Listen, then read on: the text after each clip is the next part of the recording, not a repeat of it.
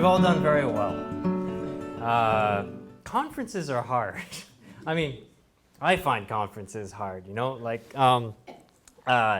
it's great ministry, but it's really well-prepared ministry, but it's like pouring a bucket into a pint glass, for me anyway, or pouring 3 buckets into 1 pint glass, as the case may be. If I was to ask you, what person in the Bible your character is most like, who do you think you would choose? Would you be like Barnabas, who's an encourager, a son or a daughter of encouragement, or maybe Martha, who's like a preparer, someone who takes care of the practical things?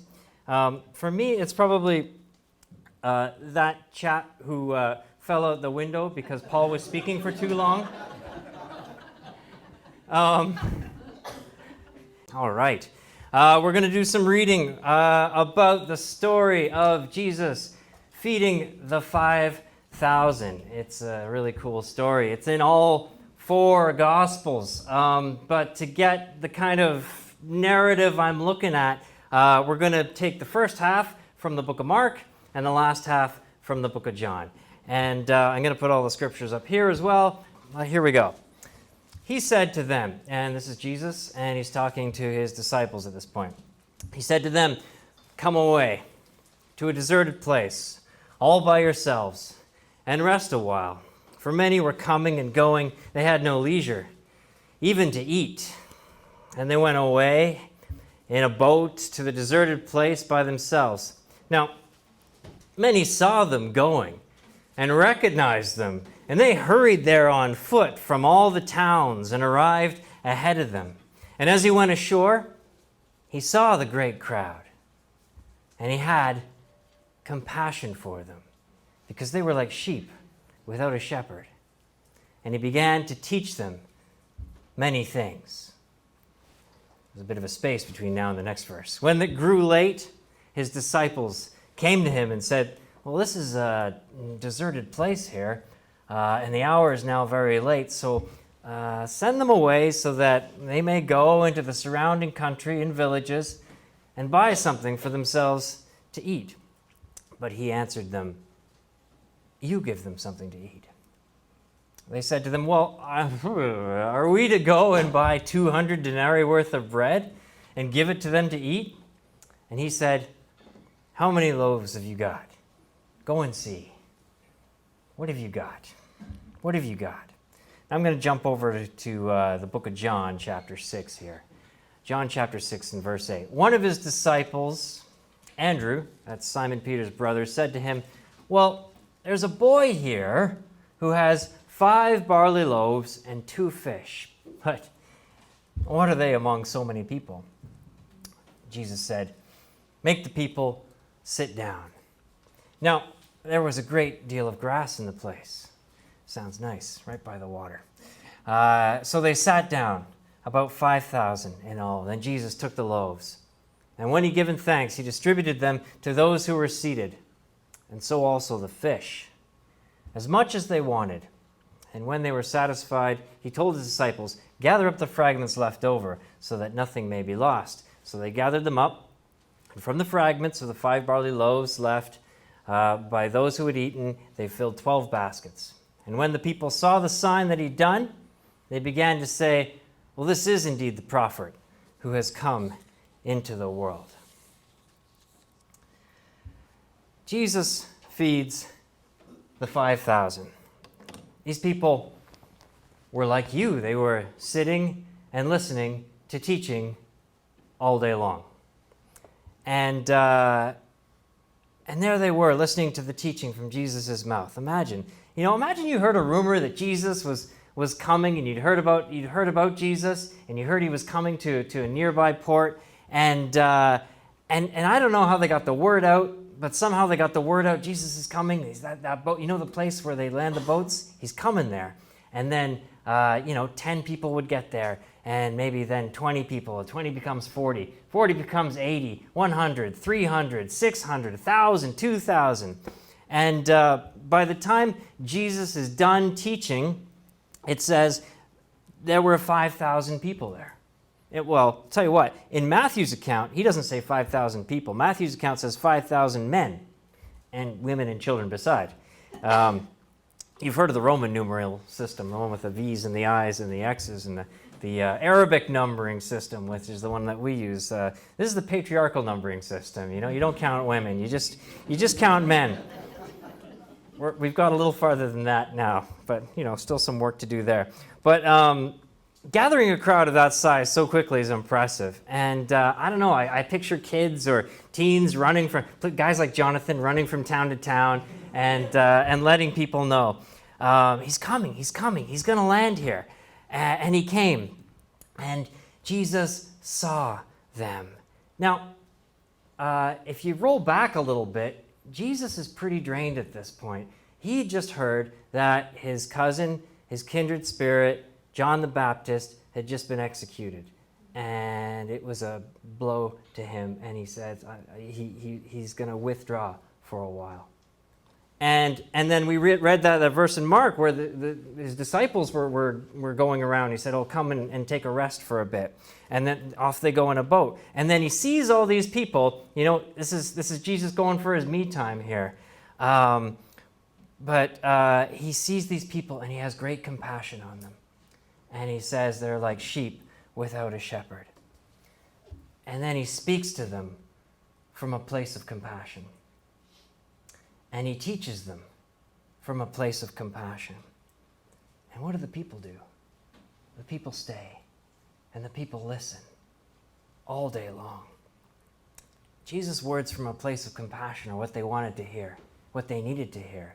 You know, like you contrast that with what you read about the teachings of the day, the men who spoke to them with authority from the law, you know, the rules and regulations and what you should and shouldn't do. Jesus spoke to them from this place of compassion, and they just stayed and they listened all day long past when they should have been thinking about getting dinner and things like that. They just forgot about that. You know, what does that tell you about speaking to people from a place of compassion? And then the disciples, you know, and I have a habit of paraphrasing, so forgive me. They're like, you know, well, that was great what you just said. We've been listening all day. We agree with what you just said. We listened all day. We agree with what you said. It's getting on in the day, so let's send them home. They got to go eat. Let's send them all away. And Jesus says, you feed them. And they're like, whoa. You know, in your mind's eye, you can see them all like, disciples all kind of like looking at each other, you know, like John looks at Peter, and Peter looks at the other Simon, and Simon looks at Judas, and Judas looks at the other Judas, and look at Andrew, and then they think to themselves, well, I got a good idea. I know what I'm going to do. I'm going to argue with Jesus right now. That's what I'm going to do right now. I'm going to argue with Jesus. Let's see. You know what? And you see this time and again. Whenever God calls people to things that are different than what they had in mind for their plans. When God calls people like Moses, God calls people like Job, God calls people like Jonah, who we've been thinking about, you know, and you know, like the 5 stages of grief, denial, anger, bargaining, depression, acceptance. A lot of those are the stages people go through as well when, you know, God calls you to do something different than your plans. God challenges Moses and Job and Jonah, and Moses goes through the 5 stages, and God has to ask him, well, who put the tongue in your mouth? I know what I'm doing. You know, and he says to Jonah, he goes even farther, he goes, man, where were you when I was putting whales in the ocean? I know what I'm doing. And to Jonah, he says, you know, who are you to decide who gets my grace? I know what I'm doing. Well, now it's the disciples' turn to argue a bit, and they start to debate. You know, and you know, I'm kind of paraphrasing, and I think of them as saying, you know, well, it's all well and good to hear your teaching, you know, and we all agree with what you're saying, but hang on, Jesus, this is like real world stuff here. You know, this is complicated world. You know, we don't live in one of your parables. You know, we live in like the real world, and we got plans. And do you know how much money it costs to feed all these people? We got a little bit of cash for today, a little bit. We got plans for some of this for the next few days. And, we maybe know some of these people. There's Paul and Ted, and there are people. I know. These guys, I don't really know. We could maybe these guys here are just looking for a handout. These aren't our people. So how about, I don't feel, nothing against them, but let's just let them do their thing. We'll do our thing. They'll get their dinner. We'll get our dinner. We'll sort of, it's better this way. And Jesus says, well, who's got something? What have you got? What have you got? Now this part's amazing. Now here's the part I want us to key into today. Because there's like 5,000 people by the patriarchal numbering system, 5,000 people, and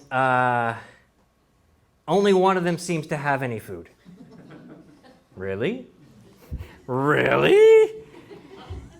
Come on, they can't all be like me. See, because here's the thing about me. When I go anywhere, I'm like, I just take the gifts God gave me and I'm out the door, Well, maybe get my wallet and my phone and I'm gone, And it's bad because I parent this way as well, I'll be like, hey kids, let's go downtown, wallet, keys, and phone, off we go, and we'll be walking downtown. Or let's go climb the peak. Or last Sunday after church, we went to the beach at 50 Point. It was great, but we just in the car said, hey, let's go to the beach. Okay, we're all playing the beach. The kids are like, yeah, we're kind of thirsty now. It's like, oh, yeah, you are. Charlotte, on the other hand, my beautiful, lovely wife, she's a packer. She's like, oh, let's bring the water and let's bring the snacks. And let's bring, you need sunscreen and bug spray and lip balm in case the sun is bad, and everyone's going to need some hats, and everyone's going to need more snacks, and in case we run out of the first snacks. Anyhow, 5,000 people in this crowd, and they're all like me, right? Or are they? Could many of them had things there, had food there for themselves? Jesus says, what do you guys got? What do you got? Well, we got things, but they're spoken for, we have this, but it's this is spoken for. This is covered by our plans, but we don't have anything extra. We don't have anything on top of this. This is the surplus. That's what we don't have. So these people all listened to the words of Jesus all day long. And one boy is like, well, I got this. Maybe I can't teach like you. Maybe I can't heal like you. Maybe I'm not an encourager or whatever. But, I'm going to choose to take you seriously today. I'm going to choose to take you literally. I'm going to assume you meant those things you said. And I know it's kind of goofy amongst this number of people, but here you are. Here's what I got. And the disciples bring it to Jesus, and they're like, oh, we got this. I want to sit among so many, right? And Jesus takes the boy's offering, and Jesus does awesome things with it. So, like the boy in the crowd, we've all been listening all day to teaching. And are we going to go home tonight, just agreeing with all those words we heard? Because too many times I come here on a Sunday morning and I'll hear the words of Jesus and I'll agree with them all, and then I'll go home. And then I'll come back the next Sunday and then I'll agree with those words. And, Jesus isn't looking for people who agree with him. He didn't say, if you love me, you'll agree with me. He didn't say, why do you call me Lord, Lord, and you don't agree with me? He didn't say, come into my kingdom, all you guys who went to the conference and sat politely and listened to the message and agreed with all those things that were said. He said, if you love me, you'll do what I say. He said, why do you call me Lord, Lord, and you don't do what I say? He said, come into my kingdom, you guys who clothed needy people, you guys who visited sick people, you guys who went and visited... I'm gonna read the actual verse. Come, you who are blessed of my Father, take your inheritance, the kingdom prepared for you since the creation of the world. I was hungry. You gave me something to eat. I was thirsty. You gave me something to drink. I was a stranger. You invited me in. I needed clothes. You clothed me. I was sick. You looked after me. I was in prison. You came to visit me. Truly, I tell you, whatever you did for one of the least of these brothers and sisters of mine, you did for me. James puts a really good point on it. Do not merely listen to the word and so deceive yourselves. That's really strong there.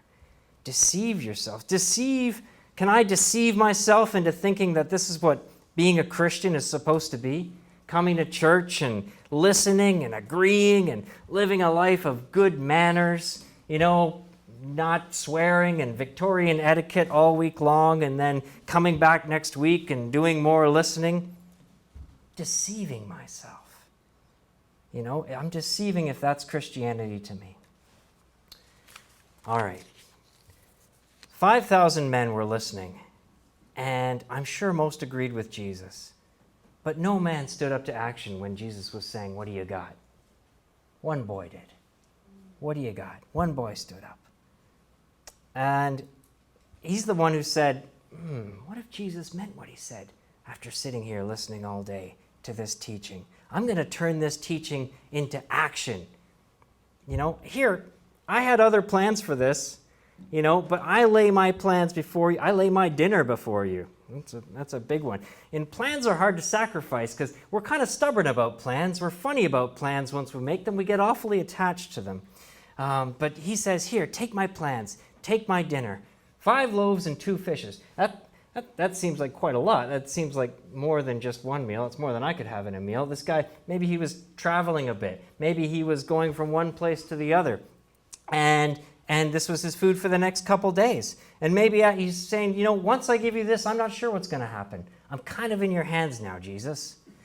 That's how I kind of picture it in my mind. But the boy says, you know what? Today I'm going to turn my faith into action. And he does what we see there. I like that thought. After this, I'm not 100% sure what's going to happen, but I'm kind of in your hands now. Now, immediately after this story, we can read in John of what happens immediately after this story. And it's the story of Jesus walking on the water. Now, we often hear these stories kind of in isolation. This is like in Sunday school, we hear this story, that story, feeding the 5,000, walking on the water. We don't necessarily do them in context to appreciate the guys in the boat on the water had just spent the whole day listening to Jesus. They had just seen the boy, offer his lunch. They'd just seen that miracle happen. And that's what happened when these guys were in a boat in the middle of the storm. 12 men were in the boat. All good listeners, I'm sure. One was willing to step out onto the waves. And I wonder, did that boy help inspire Peter that day? Be not afraid, Jesus said. Okay, said Peter. At least briefly. Was it a 10 out of 10 success for Peter? No, but it was huge. He got out of the boat, and that was huge, and it was a win. Because if you're a Christian, at some point, God's going to challenge you to step out on the waves and leave the comfy boat. Has God shown you waves before? Has God shown you waves before? What do your waves look like? What did your waves look like? What do your waves look like? What does your comfy boat look like?